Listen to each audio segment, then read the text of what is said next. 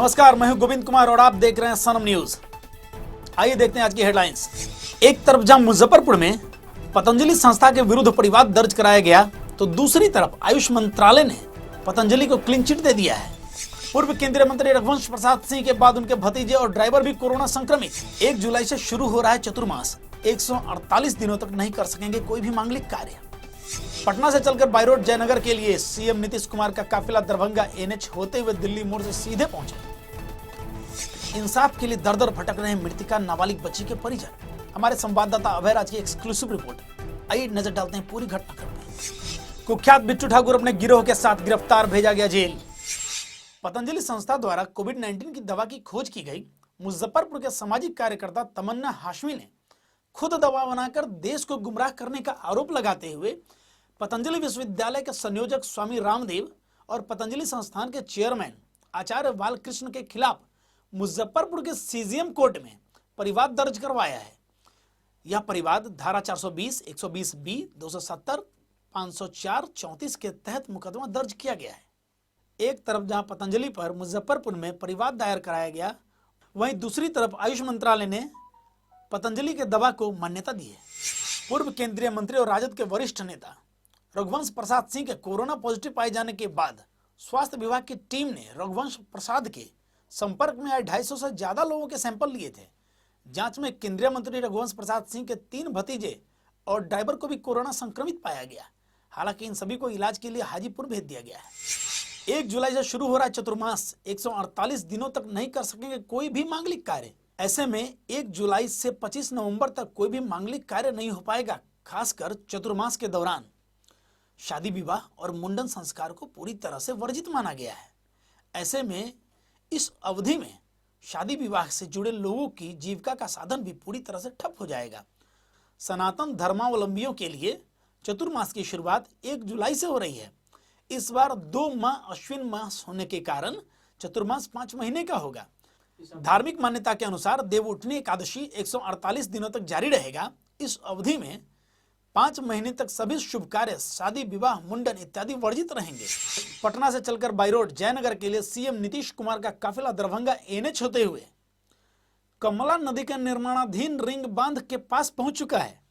CM Nitish Kumar के प्रस्तावित कार्यक्रम को लेकर पूरे जिला प्रशासन हाई अलर्ट पर है। सीएम नीतीश बाढ़ से पूर्व तटबंधों व कमला नदी के रिंग बांध को एवं अन्य निर्माणाधीन कार्य योजनाओं का जायजा लेंगे।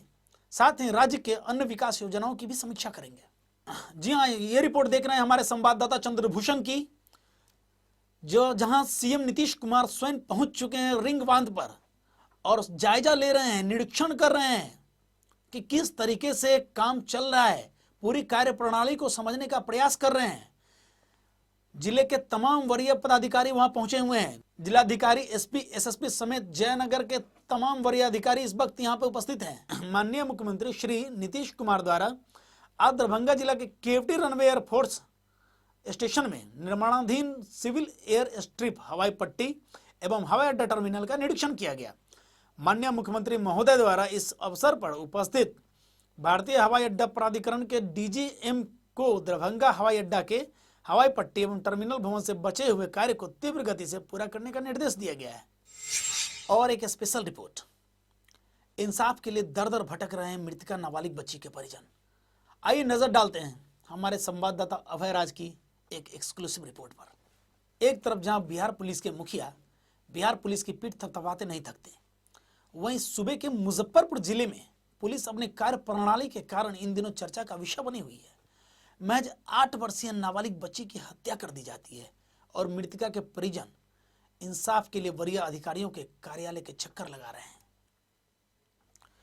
दरअसल घटना 14 जून की है, जब मृतका दोपहर 12 बजे अपने दोस्त के साथ घर के नजदीक ही कुछ सामान लेने गई थी। देर शाम तक घर नहीं लौटने पर परिजनों को आशंका हुई और अंततः उन्होंने अहियापुर थाने में लड़की के गुमशुदगी की शिकायत दर्ज करवाई। 2 दिनों बाद 16 जून को जिले के नगर थाना क्षेत्र के सिकंदरपुर वन में पुलिस ने शव को बरामद किया और पोस्टमार्टम के लिए एसकेएमसीएच भेज दिया। अहियापुर पुलिस की जांच पड़ताल में उक्त शव नाबालिग लड़की का ही बताया गया। उसके बाद परिजनों को सूचित किया गया। मृतका के परिजनों ने पुलिस की कार्यशैली पर गंभीर आरोप लगाया है उनका कहना है कि पुलिस इस मामले में सही तरीके से जांच नहीं कर रही है और साक्ष्य के साथ भी छेड़छाड़ की जा रही है। दिनांक 14/6/2020 दिन रविवार को मेरे पोती चूड़ी खरीदने गई सिंगार गिफ्ट कॉर्नर ज्योतिनारायण सिंह के मकान में जो दुकान खुली हुई है, उस दुकान में चूड़ी खरीदने गए दुकानदार ने उसको पकड़ करके और अंदर केबिन बना हुआ है दुकान के अंदर, उस केबिन के अंदर ले गया और उसके साथ गलत रेप करने के नियत से शुरू किया। तो उसने विरोध किया। विरोध करने पर उसका हाथ और पैर उस सामने बने हुए पंडाल के रस्सी से बांध करके उसके साथ रेप किया गया। रेप अकेले नहीं, हमको लगता है जो मकान मालिक के उसमें संलिप्तता के साथ रेप किया गया है और ये रेप का पोस्टमार्टम रिपोर्ट में जिक्र नहीं किया गया है, जबकि हमने सारा सर देखा जाए कि जो वो खुली पैर से अगर रेप करता तो विरोध किया बच्ची उसका खुली पैर से होता, लेकिन उसमें पंडाल के रस्सी और हाथ गोर पीछे की ओर बांधे होने का कारण यही संदिग्ध होता है कि उस बच्ची के साथ रेप बांध करके किया गया है। और वो तेजाब के बोतल का शेष भी उसमें मिला है, पंडाल की रस्सी का शेष भी वो केबिन के अंदर मिला है, खून से पूरा लथपथ जाजिम जिसमें वो लपेट करके मन में फेंका था वो भी है। उसके अंदर भी एफएसएल टीम जो है जांच की है, वो भी उसमें भी जाजिम मिला है, खून भरा हुआ पूरा रूम मिला है। सारे सबूत के बाद भी हमारी पोती का रेप का उसमें कोई चर्चा नहीं है, तेजाब का कोई चर्चा नहीं है और अन्य चीज़ सब साक्ष्य छिपा करके उसमें बताया गया है। जो बच्ची को मन में जीवित अवस्था में फेंका गया है जो सरासर गलत है। हम पोस्टमार्टम रिपोर्ट को फिर से दूसरी मेडिकल टीम को बुला करके उससे सही जांच करा करके और उसकी जो हत्या की गई है किसकी साजिश है उसकी जांच उच्च स्तरीय सीबीआई से जांच कराने की मांग कर रहे हैं। इसके लिए मैं वरीय पुलिस अधीक्षक डीएसपी साहब और अन्य पदाधिकारी जिलाधिकारी महोदय से मांग करता हूं कि ये हमारी ये जो मांग है न्याय देने का कृपा करे। मैं गरीब दर दर भटक रहा हूं, मुझे कोई सहारा नहीं। यही मांग है मेरी, मेडिकल टीम गठित करके दूसरी जांच कराया जाए, हमें सही न्याय मिलना चाहिए सर। हम क्या कुख्यात बिट्टू ठाकुर अपने गिरोह के साथ गिरफ्तार, भेजा गया जेल।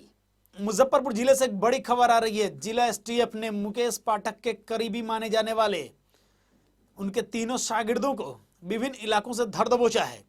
इनमें से एक को कोलकाता सिटी पुलिस मुजफ्फरपुर लेकर आई है। फिलहाल तीनों को लेकर छापेमारी जारी थी।